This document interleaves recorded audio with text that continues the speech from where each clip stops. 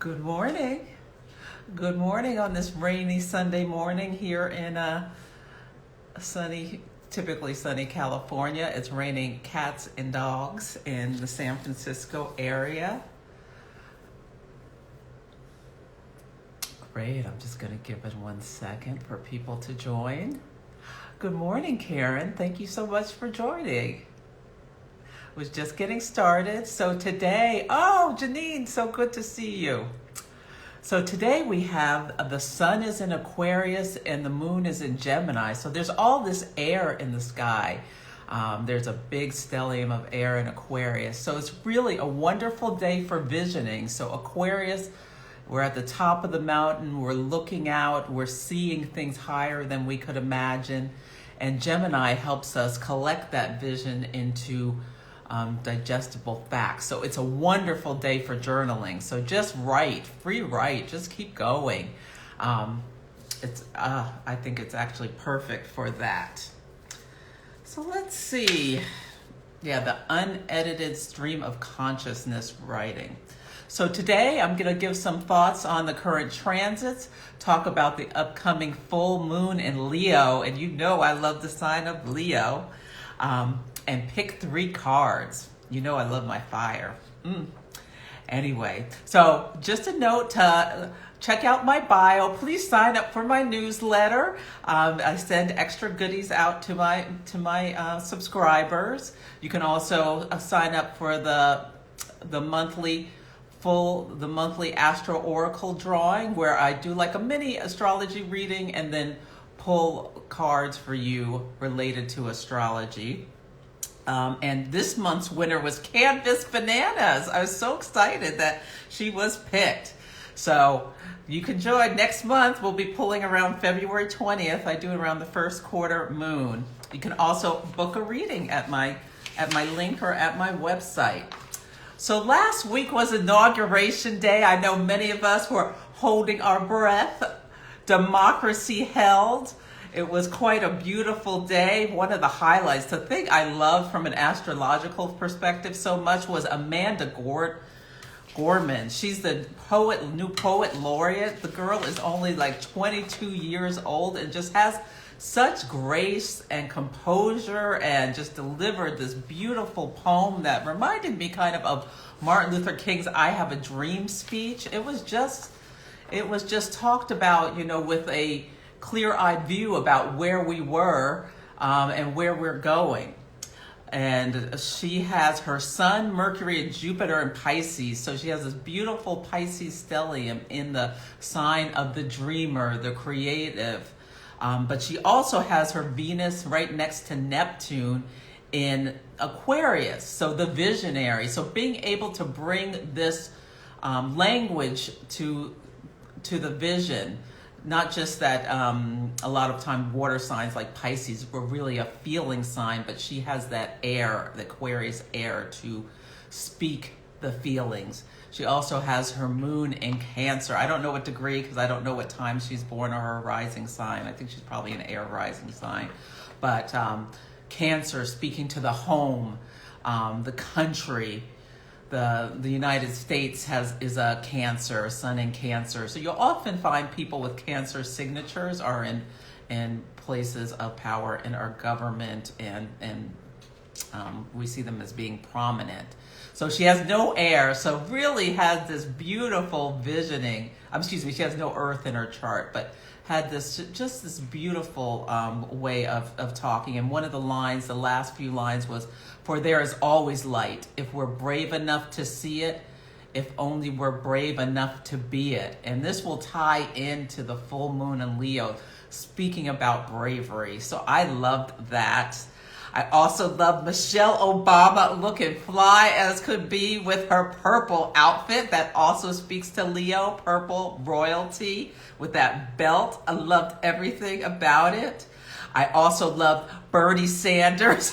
I've gotten like 50 memes. So far, the best one was he and his mittens around Demi Moore and Ghost doing the thing with the pottery. I thought that was the best. If you have seen a better one than that, please let me know in the comments. I thought that was fantastic. I also loved how there was so much symbolism about America. I loved how Garth Brooks sang Amazing Grace, so that, helping the people who are really into country music tend to be more, more conservative, helping them feel like there is clearly a united place at the table. Plus Jennifer Lopez threw in a little Spanish, so speaking to America being the land of immigrants. And Lady Gaga sang, and that's just the pop culture. The millennials probably loved that. Let's see, what else did I want to say about that?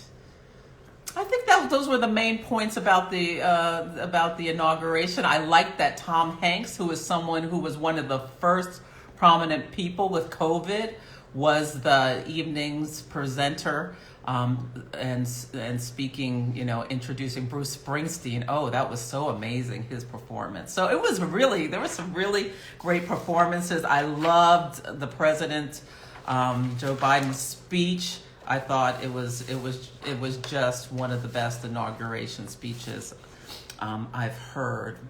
The other thing that happened, and I've been talking about this for a while, was that finally the Neptune, the planet of delusions on a higher level spirituality, but was squaring, so a tense aspect to the nodes, which speak to where we're coming from and where we're going. And the South Node being in Sagittarius, like the big story. And sometimes the big story can be a big lie, and it really speaks to like this whole QAnon thing, and going towards Gemini, which speaks to like facts and concrete, information. So that square perfected, and throughout the week you saw like the fog lift off these people who had been expecting 100 people to be arrested after the inauguration. I mean, it's just bonkers. I don't want to get into the whole thing. Even the Viking with the horns who stormed the Capitol is starting to come to his senses and realize he's been had, bamboozled, hoodwinked. There were a bunch of QAnon people who posted on, I don't know, whatever, about how disappointed they were, how they realized it was all just a fever dream. One woman talked about, poor thing, about how she's I'm officially the laughing stock of my family. So I hope these people, come to their senses, and we can all move on as a country. It's still tough times ahead, but let's have some more unity. Anyway, let's get to the full moon in Leo. I love this. It's so perfect. It's the first full moon of the year. The sun is in Aquarius, and at a full moon, the moon is 180 degrees away, so they're opposing each other. Sun in Aquarius, moon in Leo. The sun emanates the light, and the moon reflects it to us. So this is really a time to think about Leo-type things. So Leo, it rules the 5th house in astrology, which is a house of joy. It's how we create pleasure for ourselves in our life. This is the house of children. It's romance, sex, creativity, anything, your hobbies, how you like to vacation. It's anything you do to shine your light, bring joy, create in the world. And it's opposing Aquarius. So sometimes we shine our light in a way to gain acceptance from the group. And Aquarius is reflecting to us, think about your individuality. Are you dimming your true light to get acceptance from the group rather than being the individual? We are in this new time of air. It's so important to individualize yourself, and the Venus is next to Pluto, the power planet. So it's also about stepping into your feminine power, your receptive power. So even men can step into their feminine power this week and think about the relationship to the group versus the self, and light shining. A shadow side of the Leo energy can be like too focused on loyalty to your specific group, and Aquarius speaks to the collective as well. So really think about how you relate to the collective and your loyalty towards it. What are you sharing with the collective in terms of your resources, which can be time, it's not time, money, knowledge. It's really a time to share with others. And in this opposition, there's a square to Mars in Taurus.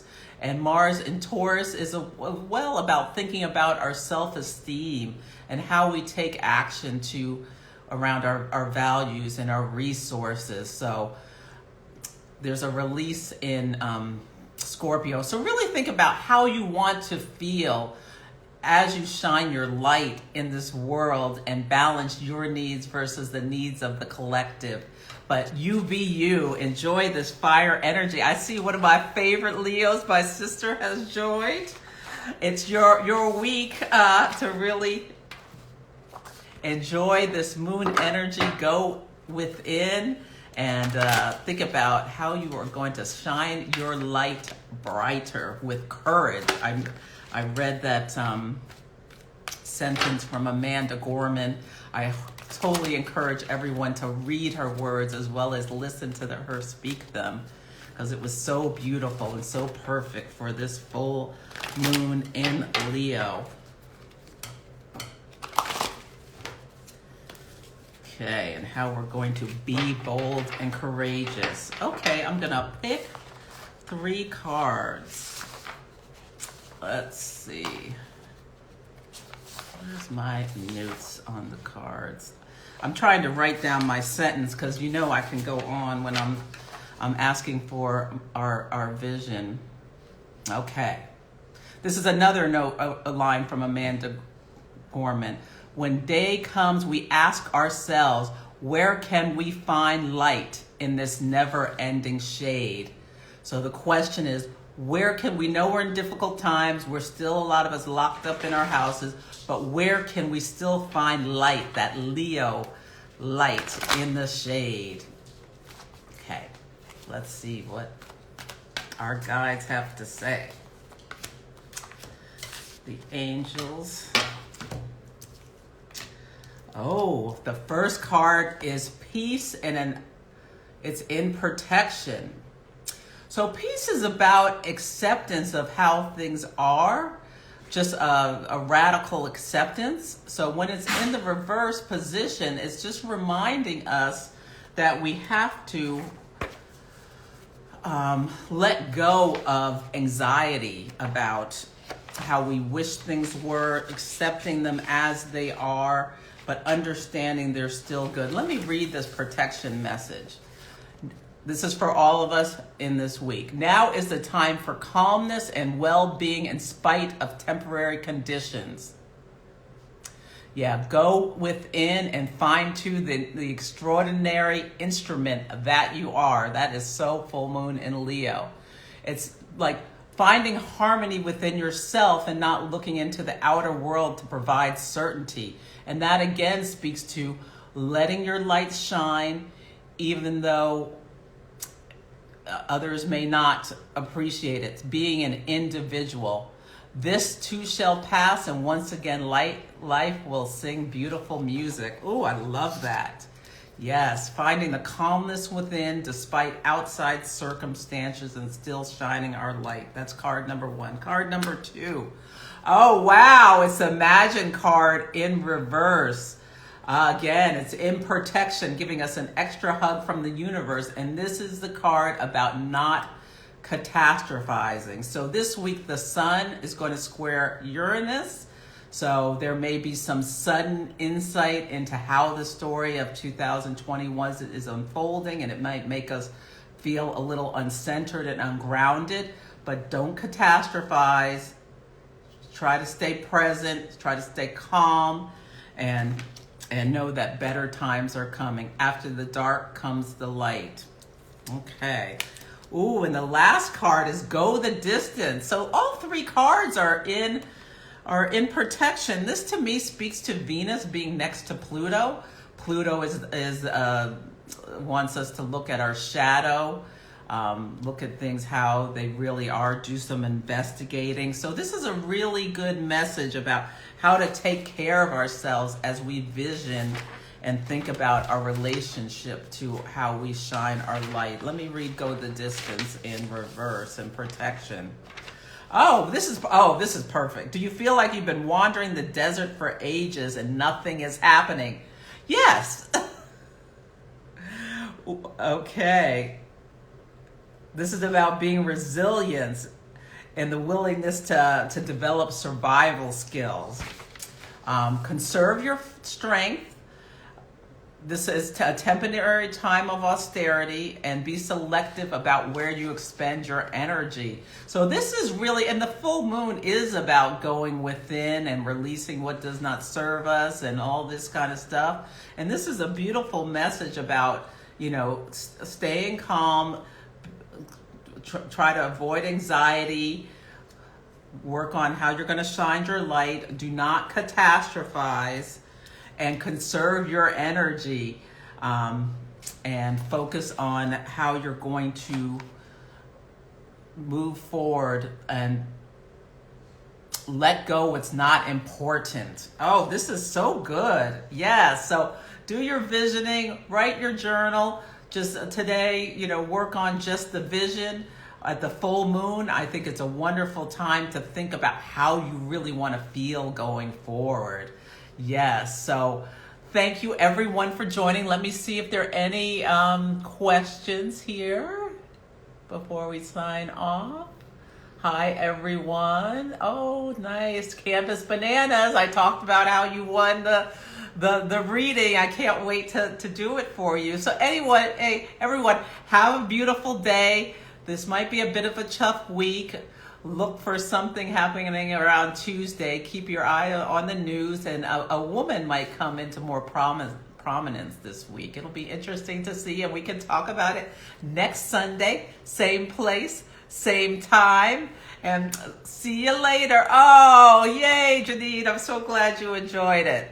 Have a beautiful day, and I'll post the cards later on Instagram.